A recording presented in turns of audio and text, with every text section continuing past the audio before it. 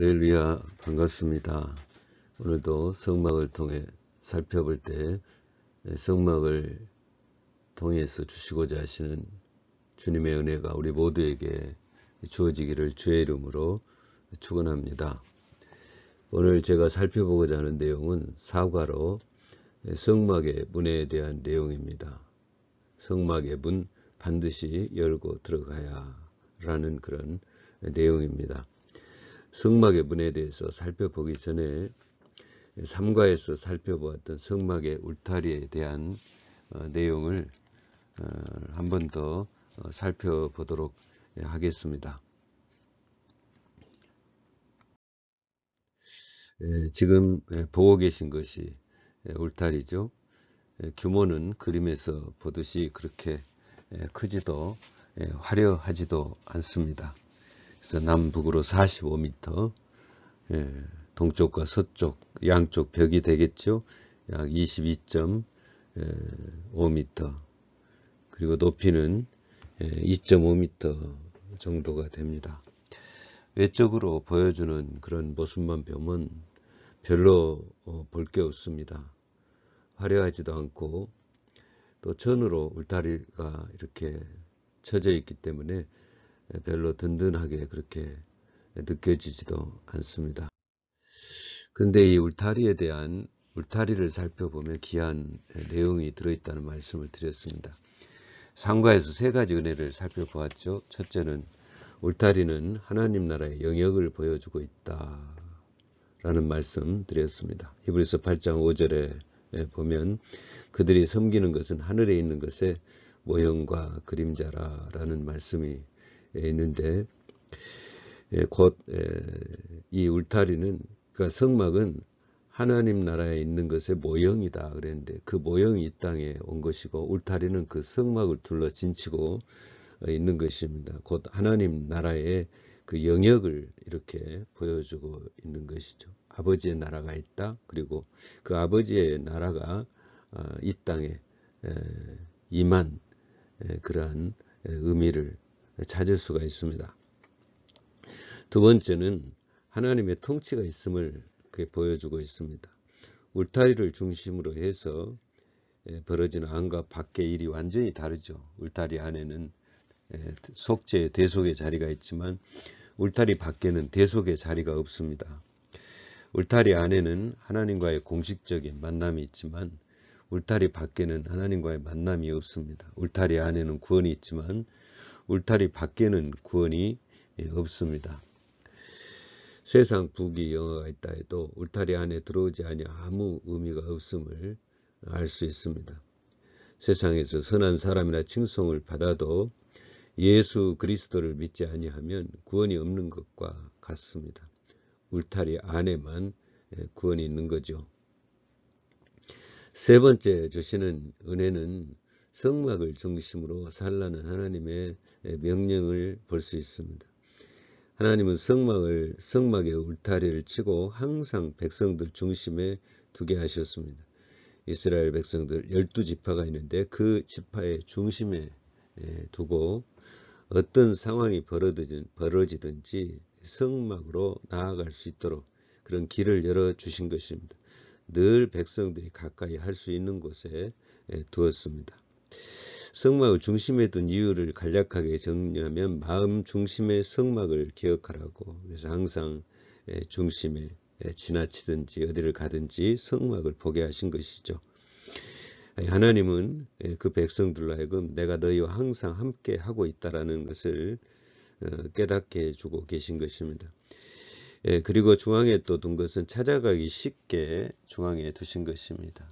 죄가 있으면 빨리 찾아가서 머뭇거리지 말고 속죄 제단을 쌓으라고, 하나님의 은혜가 필요하면 빨리 하나님 앞에 나아가게 만든 것이죠. 죄도 가지고 있으면 머뭇거리면 머뭇거릴수록 회개할 수 있는 기회가 소멸되고 줄어들어 가는 것을 우리가 느끼게 되고, 죄를 간직하고 오래도록 있게 되면 하나님과의 관계가 차단될 뿐 아니라 죄의 민감성도 떨어져서 나중에는 죄의 포로가 되는 것을 보게 됩니다. 하여튼 이런 은혜 속에 하나님은 광야 40년 동안 행진하면서 성막의 위치를 바꾸지 않았던 것이고 성막을 가까이 하게 하신 것입니다. 가까이 할 때 은혜가 있죠. 야고보서 4장 8절에 말씀합니다. 하나님을 가까이 하라. 그리하면 너희를 가까이 하시리라. 할렐루야. 성막은 교회를 예표하는 하나님의 구조물이죠. 여러분의 마음 중심에 교회가 있고 늘 교회를 가까이 하고 예배의 자리를 가까이 하실 수 있기를 주의 이름으로 축원합니다. 자, 이제 살펴보고자 하는 성막 구조물은 성막의 문입니다. 문은 입구라는 의미가 담겨 있고 또 반드시 들어가야만 그 안을 볼 수 있는 그런 시작점이고, 그렇다는 차원에서 안에 있는 그 모든 내용에 대해서 무언의 말을 해주고 있는 것이 바로 문의 자리입니다. 그래서 그 문을 보면 그 안에 어떤 일들이 일어나고 있는가, 어떤 모습으로 이렇게 지어져 있는가 하는 것을 볼 수 있는 것이 문의 자리이죠. 성막의 문, 과연 무엇을 말해주고 있을까요? 성막의 문을 보면 이런 모습입니다. 철창이나 나무로 되어 있는 것이 아니라 여러 가지 색상으로 되어 있는 천에 그림이 그려져 있는 그런 문이죠.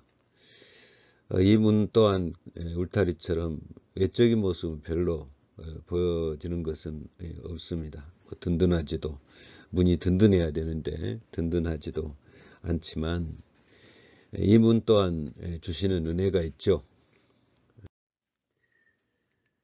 성막에 문이 주는 은혜가 있습니다. 첫째는 문의 위치죠. 위치가 주는 은혜가 있는데 문의 방향이 동쪽에 있습니다. 왜 성막의 문을 동쪽에 내신 것일까요? 어느 분은 이렇게도 해석해 놓았습니다. 성막의 문을 동쪽으로 낸 것은 해가 떠오르면서 하루가 시작하듯이 하나님 나라의 시작을 알리는 의미로 동쪽에 문을 내었다라고 말씀합니다.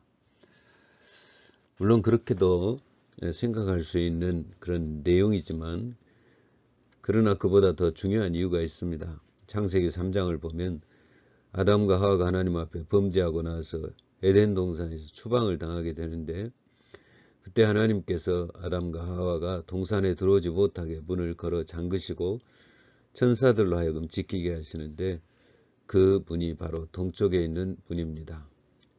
그러니 하나님께서 모세에게 성막을 만드시고 내가 거기서 너와 만나리라 말씀하시면서 동쪽에 문을 여신 것은 하나님께서 에덴 동산에 닫힌 문을 조금 개방하신 의미가 있습니다.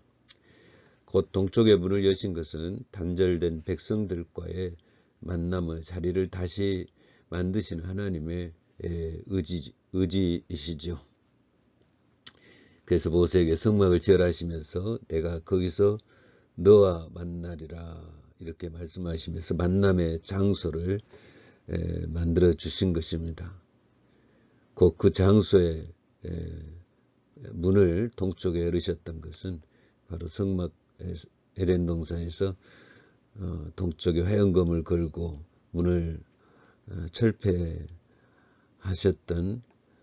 그 내용을 생각할 수 있게 만드는 그런 장면입니다.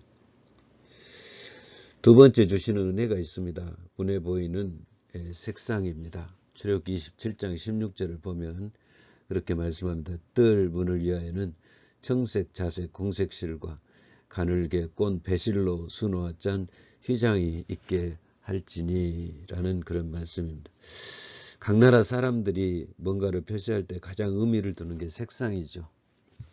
우리의 경우를 보면 붉은색은 정열이라든가 열정을 상징하고 녹색은 푸르름을 상징합니다. 노란색은 평화를 상징하죠. 이스라엘 백성들에게도 상징하는 그런 색들이 있는데 출애굽기 27장 16절에 보면 그 네 가지 색상이 나오고 있습니다. 청색이 나오고 자색, 홍색, 가늘게 꼰 흰색이 등장하고 있습니다. 문의 색깔들은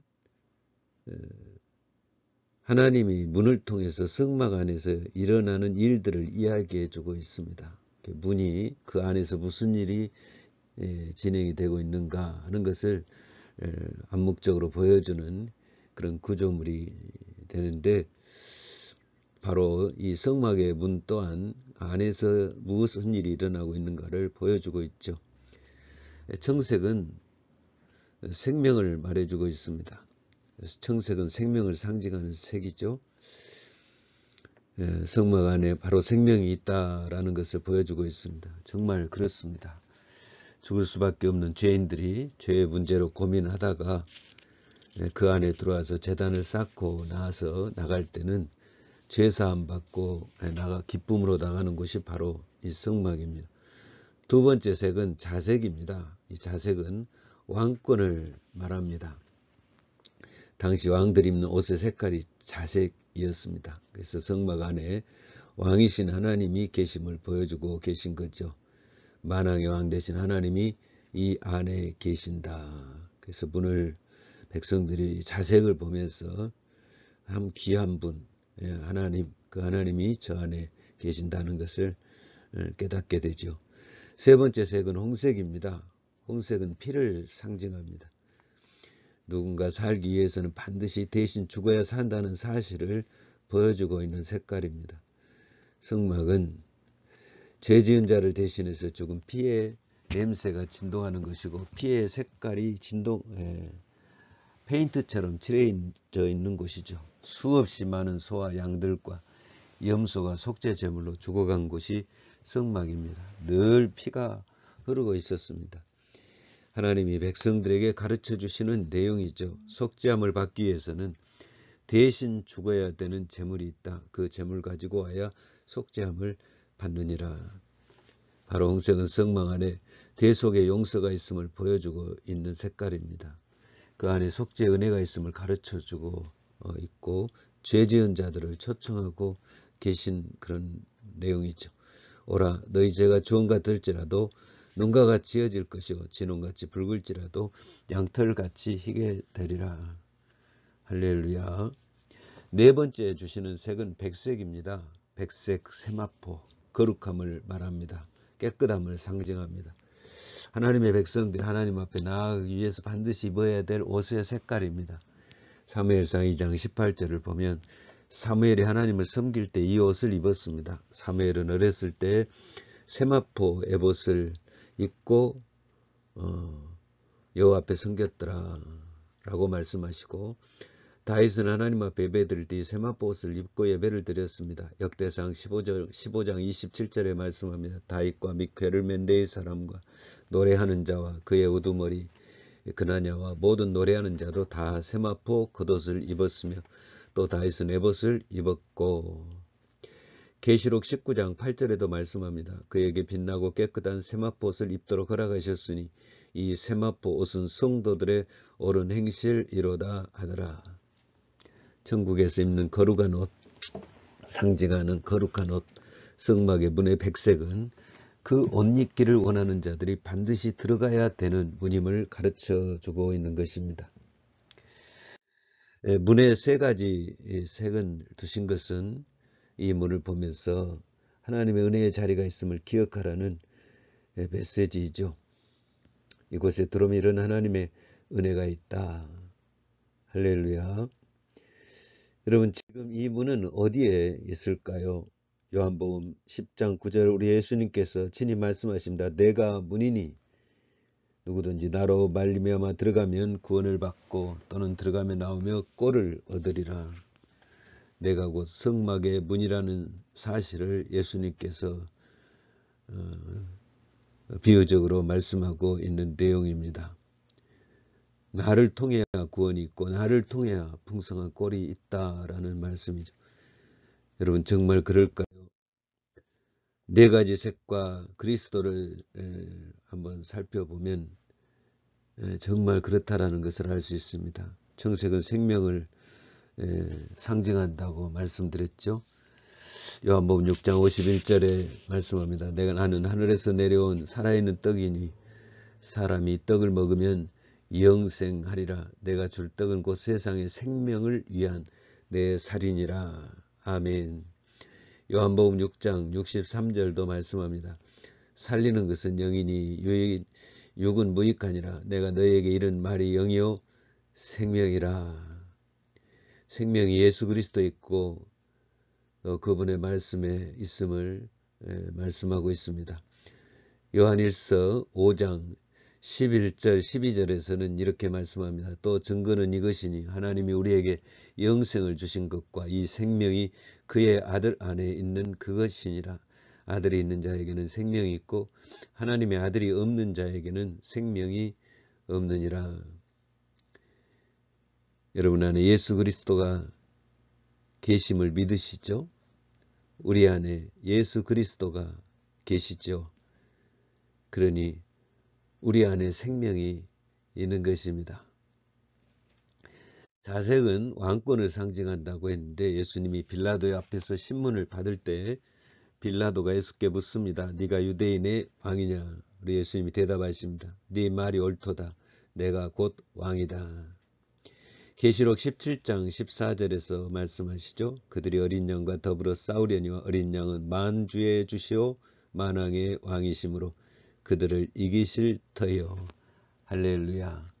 예수님께서 만주의 주시고 만왕의 왕이신 것입니다. 언젠가는 이 실체를 우리가 반드시 보게 될 줄로 믿습니다. 홍색은 대속의 피를 말합니다. 대신 죽은 자가 흘린 피를 말하죠. 예수님께서 우리를 대신해서 십자가에서 죽으신 것을 우리가 다 알죠. 이 대속의 죽음은 이사야 53장 4절 5절에서 그 죽으심의 이유에 대해서 예언되어 있습니다. 그는 실로 우리의 질고를 지고 우리의 슬픔을 당하였거늘 그가 찔림은 우리의 허물을 인하며 그가 상함은 우리의 죄악을 인함이라. 그가 징계를 받음으로 우리는 평화를 누리고 그가 채찍에 맞음으로 우리는 나음을 받았도다. 히브리서에서는 이 대속의 죽음이 우리를 구원하시는 죽음이라는 것을 확신시켜주고 있습니다. 히브리서 9장 13절 14절에 말씀합니다. 염소와 송아지의 피와 및 암송아지의 죄를 부정한 자에게 뿌려 그 육체를 정결하게 하여 거룩하게 하거든 하물며 영원하신 성령으로 말미암아 흠없는 자기를 하나님께 드린 그리스도의 피가 어찌 너희 양심을 죽은 행실에서 깨끗하게 하고 살아계신 하나님을 섬기게 하지 못하겠느냐. 정말 감동이 되고 이해가 쉽게 되는 메시지입니다. 동물들도 대신 죽어서 죄를 사해 주었는데 하물며 당신의 아들 하나님의 아들 예수님이 직접 대속의 제물로 죽어주셨는데 우리를 깨끗하게 하지 못하겠냐는 것입니다. 동물의 피도 우리를 깨끗하게 하는데 하물며 하나님의 아들 피가 우리를 죄에서 구속하지 못하겠냐라는 그런 말씀을 들려주고 있는 내용입니다. 네 번째 백색은 거룩하신 예수 그리스도를 말해주고 있습니다. 요한복음 17장에 보면 예수님의 거룩함과 하나님 앞에 우리의 거룩함을 위해서 기도하시는 장면이 나옵니다. 또 그들을 위하여 내가 거룩하게 하오니 이는 그들을 위하여 내가 나를 거룩하게 하오니 이는 그들도 진리로 거룩함을 얻게 하려 함이니이다. 바울은 이 거룩함에 대해서 이렇게도 말씀하셨습니다. 골로새서 1장 22절 말씀입니다. 이제는 그의 육체의 죽음으로 말미암아 화목하게 하사 너희를 거룩하고 흠없고 책망할 것이 없는 자로 그 앞에 세우고자 하셨으니 우리 예수님께서 먼저 거룩하게 되셨고 그리고 그 이유는 예수 그리스도를 믿는 자들을 거룩하게 하기 위함인 것입니다. 그리고 하나님 앞에 흠없는 자로 세우시기 위해서 우리 예수님께서 거룩하게 되신 것입니다. 이 성막이 문이 보여주고 있는 것은 바로 우리를 위해 이 땅에 오신 예수 그리스도를 보여주고 있는 것입니다. 그래서 예수님은 요한복음 10장 9절에 말씀하신 것입니다. 내가 문이니 누구든지 나로 말미암아 들어가면 구원을 받고 또는 들어가며 나오며 꼴을 얻으리라.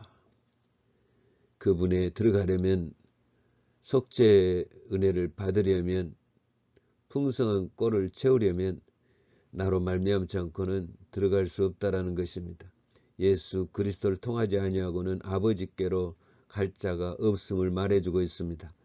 그 말씀을 요한복음 14장 6절에서는 이렇게 말씀합니다. 내가 곧 길이요 진리요 생명이니 나로 말미암지 않고는 아버지께로 올 자가 없느니라. 할렐루야. 하나님 앞에 나아가기 위해서는 그 문을 통과해야 되는데 그 문의 주인이 바로 예수 그리스도라는 것입니다. 성막의 지성소까지 나아가기 위해서는 반드시 문부터 들어가야 되는데, 문을 열고 들어가야 되는데, 그와 마찬가지로 하나님께로 나아가는 길을 신약에서는 우리 주 예수 그리스도를 통하지 아니하고는 나아갈 수 없다라고 말씀하고 있습니다. 여러분, 이 사실을 믿습니까? 성막의 문 대신 예수 그리스도, 문이 주는 특별한 은혜가 있습니다. 하나님께 나아가는 다른 길이 없음을 가르쳐주고 있습니다. 영생을 얻기를 원하십니까? 다른 방법이 없습니다. 은혜 받기를 원하십니까? 다른 방법이 없습니다. 죄사함 받기를 원하십니까? 다른 방법이 없습니다. 성막의 문을 통해서 들어가듯이 우리 주 예수 그리스도를 믿음으로 그 자리에 나아갈 수 있습니다. 사도 바울은 사도행전 4장 12절에서 말씀합니다. 다른 이로서는 구원을 받을 수 없나니 천하 사람 중에 구원받을 만한 다른 이름을 우리에게 주신 일이 없음이라 하였더라. 할렐루야. 두 번째, 성막의 문이 주는 은혜는, 하나님의 은혜는 그 문을 들어가면서부터 시작이 됩니다. 반드시 은혜의 보좌 앞에 나아가야 되는데 그 은혜의 보좌 앞에 나아가기 위해서는 그 문을 통과하면서부터 시작이 되죠. 속죄의 자리도 그 문을 통과해야 됩니다.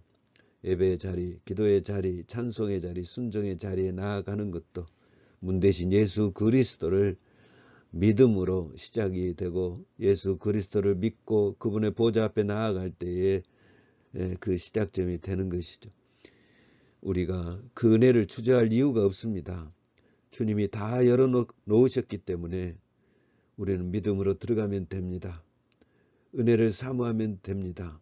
이스라엘 백성들이 숱한 죄악 가운데서도 수없이 그 문을 통과하면서 속죄함을 받고 새 힘을 얻었던 것처럼 우리 또한 삶 속에서 여러 가지 억눌리고 짓눌려 있는 그러한 우리 모습을 우리 하나님 앞에 다 내려놓고 주의 은혜를 사모하고 속죄의 제단을 쌓을 때 우리 하나님께서 우리를 또 새롭게 하시고 힘을 주시게 되는 것이죠. 풍성한 은혜도 있습니다. 요한복음 10장 10절에서 말씀하십니다. 도둑이 오는 것은 도둑질하고 죽이고 멸망시키려는 것뿐이요 내가 온 것은 양으로 생명을 얻게 하고 더 풍성히 얻게 하려는 것이라. 할렐루야. 여러분, 은혜의 보좌 앞에 나아가서 우리 예수님께서 우리에게 주시고자 하시는 귀한 은혜를 체험하시기를 주의 이름으로 축원합니다. 세 번째, 주시는 은혜가 있습니다. 문은 언제나 열려있는 것이 아니라 닫힐 때가 있다는 것을 이 문이 또 알려주고 있습니다. 문이 닫힐 때가 있습니다. 마태복음 25장 10절에 보면 열처녀의 비유에 그런 내용이 나오죠. 그들이 살아간 사이에 신랑이 오므로 준비하였던 자들은 함께 혼인잔치에 들어가고 문은 닫힌지라. 그리고 준비하지 못하고 있다가 기름 사러 갔다 나중에 온 다섯 처녀는 닫힌 문을 보면서 문을 두들겨 보지만 문이 열리지를 않습니다. 닫히면 그때는 땅을 치고 통곡해도 기회가 없습니다. 지금이 기회입니다. 우리가 살아있는 시간이 은혜 받을 기회입니다. 나중은 없습니다. 지금이 기회입니다. 시간 주의 은혜를 사모하십시오.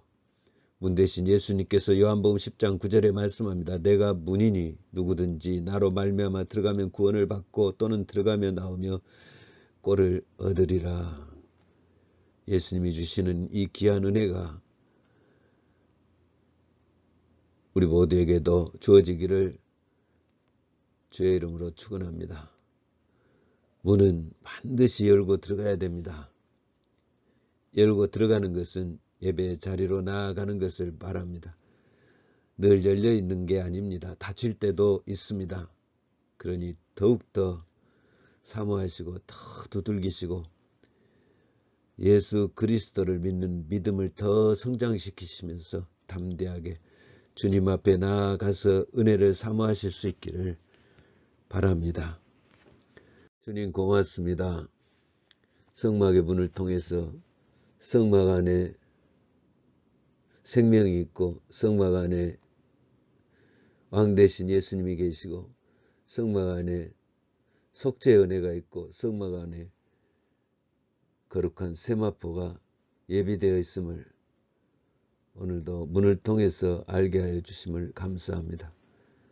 특별히 우리 예수님께서 문대심을 또 선포하시고 내가 문이니 누구든지 나로 말미암아 들어가면 구원을 받고 또는 들어가며 나오며 꼴을 얻게 된다고 하시면서 성막의 은혜가 우리 예수님을 통해서 믿는 자들에게 주어지게 하심을 참으로 감사를 드립니다. 주님, 문은 열고 들어가야 아버지의 예비하신 은혜를 알 수 있듯이 주님, 저희들의 믿음이 더 강건해지게 하여 주시옵시고 믿음으로 들어가면서 우리 예수님 안에 있는 놀라운 은혜를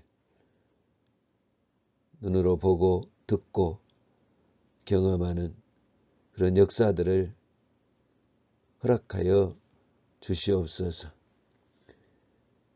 문이 닫힐 때 기회가 없음을 알고 날마다의 삶 속에서 항상 깨어있는, 영적으로 깨어있는 교회를 가까이 하고 예배를 더 사모하고 말씀에 더 순종하면서 기도하는 영적인 용사로 세워지게 하여 주시옵소서.